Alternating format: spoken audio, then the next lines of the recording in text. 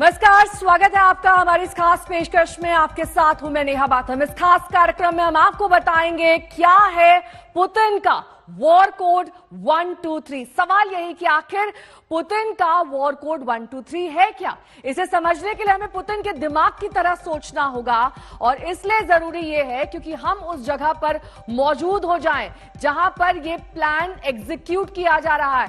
ये war code दरअसल तैयार क्यों किया गया है, हम इस वक्त पुतिन के डुप्लीकेट क्रेमलिन ऑफिस में मौजूद हैं और ठीक वैसा ही जैसा कि उस ऑफिस में है वैसा ही यहां पर हमने तैयारी की है कि क्रेमलिन में पुतिन का ऑफिस कैसा दिखाई दे रहा है, किस तरीके से हम आज इस वॉर कोड को डिकोड करने वाले हैं। वो ऑफिस जहां अपने खास लोगों के साथ पुतिन खास प्लान तैयार करते हैं और यही तैयार हुआ है पुतिन का वॉर कोड 123। दुनिया को लग रहा है कि 43 दिन की जंग के दौरान पुतिन थक गए हैं, थम गए हैं, जबकि हकीकत यह है कि पुतिन इस दौरान वॉर कोड 123 बनाने में लगे हुए थे। आइए पुतिन की उस खुफिया फाइल को खोलते हैं जिसमें इस वॉर कोड की हकीकत दर्ज की गई है। पुतिन के इस वॉर कोड में जो पहला नंबर था वो यूक्रेन का था, मगर इस फाइल के अगले 2 पन्नों में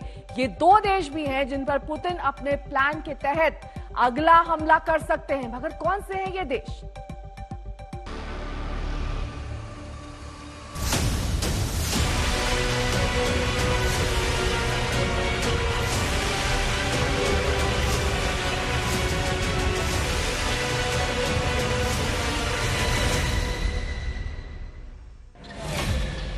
वो थका नहीं है,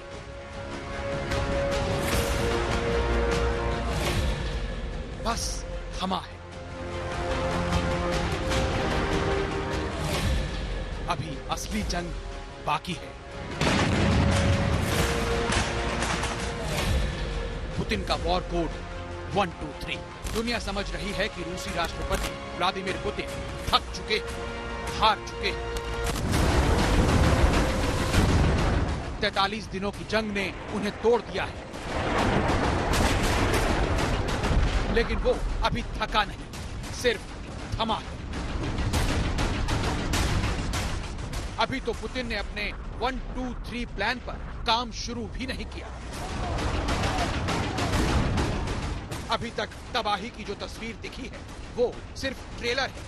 पिक्चर तो अभी बाकी है, क्योंकि ना तो अभी रूस की धार कम हुई है और ना ही हथियार।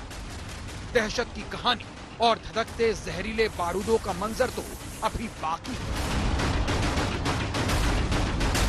रूसी राष्ट्रपति व्लादिमीर पुतिन का दहशत का प्लान यही नहीं थमा है, यही नहीं रुका है।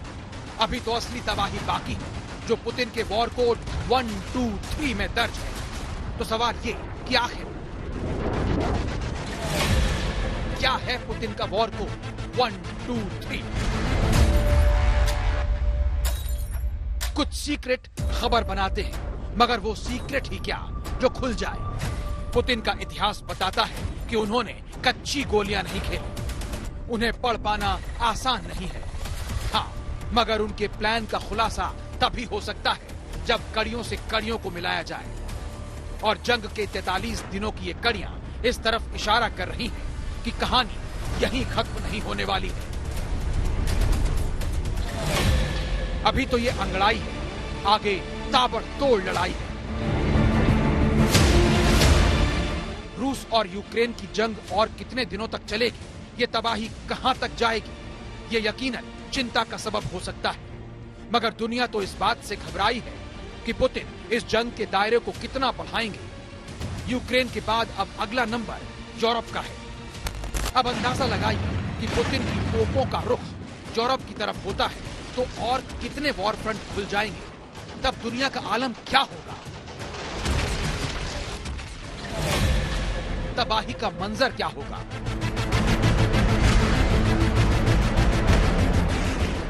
जाहिर है इसे समझना और बहुत बारीकी से समझना जरूरी है, क्योंकि अभी तक रूस और यूक्रेन के बीच जो जंग हुई वो तो सिर्फ पारंपरिक हथियारों से हुई। लेकिन अगर रूसी राष्ट्रपति यूरोप का रुख करते हैं तो कहानी पलट जाएगी। ऐसा अंदेशा है कि यूक्रेन से जंग के साथ साथ रूसी राष्ट्रपति व्लादिमीर पुतिन यूरोप के 2 और देशों के खिलाफ वॉर फ्रंट खोल सकते हैं और ये देश हैं फिनलैंड और स्वीडन। दुनिया के नक्शे पर देखें, फिनलैंड हो या स्वीडन, रूस से इनकी दूरी ज्यादा नहीं है।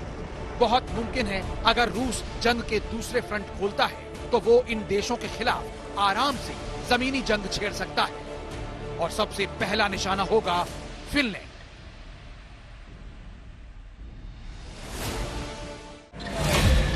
थम क्यों नहीं रहे हैं पुतिन?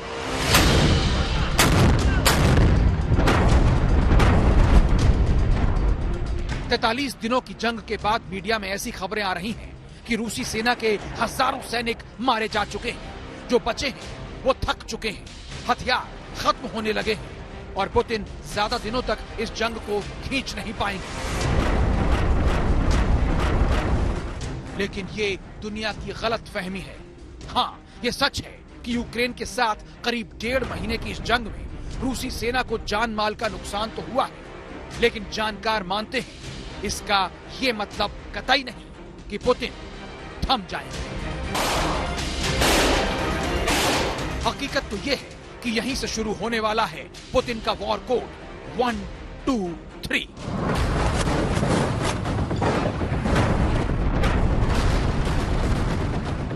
आसान भाषा में इस कोड का मतलब यह है कि पुतिन उन तमाम देशों को निशाना बनाएंगे जो लगते तो हैं उनकी सीमा से, मगर उनका झुकाव नाटो की तरफ है। पुतिन नहीं चाहते कि उनके इर्द गिर्द कोई भी ऐसा देश हो जो नाटो का सदस्य बने, क्योंकि ऐसा होने पर दुश्मन की तलवार हमेशा उन पर लटकती रहेगी। इसलिए इस वॉर कोड के तहत रूस पहले यूक्रेन पर हमला कर रहा है और इसके बाद नंबर सकता है, क्योंकि ये वो देश हैं जो नाटो की तरफ झुकते नजर आ रहे हैं और यूक्रेन की देखा देखी इन देशों ने भी नाटो का मेंबर बनने की इच्छा जताई है। अगर ऐसा हुआ तो फिर रूस को फिनलैंड जैसे देश पर भी हमला करने का बहाना मिल जाएगा, क्योंकि रूस इसे अपने साथ हुए उस एग्रीमेंट का वायलेशन मानेगा जिसमें फिनलैंड ने किसी भी सिक्योरिटी ऑर्गेनाइजेशन से नहीं जुड़ने का फैसला किया था। इसके बदले रूस ने वादा किया था कि जब तक फिनलैंड न्यूट्रल रहेगा रूस उस पर हमला नहीं करेगा। लेकिन ऐसी खबरें आ रही हैं अब तक इस जंग में न्यूट्रल पोजीशन रखने वाले फिनलैंड और स्वीडन अब दुनिया के दबाव में चोरी छुपे यूक्रेन की मदद कर रहे हैं, ये जानते और समझते हुए कि ये खबर रूसी राष्ट्रपति व्लादिमीर पुतिन को बहुत गुस्सा दिला सकती है। आज तक ब्यूरो।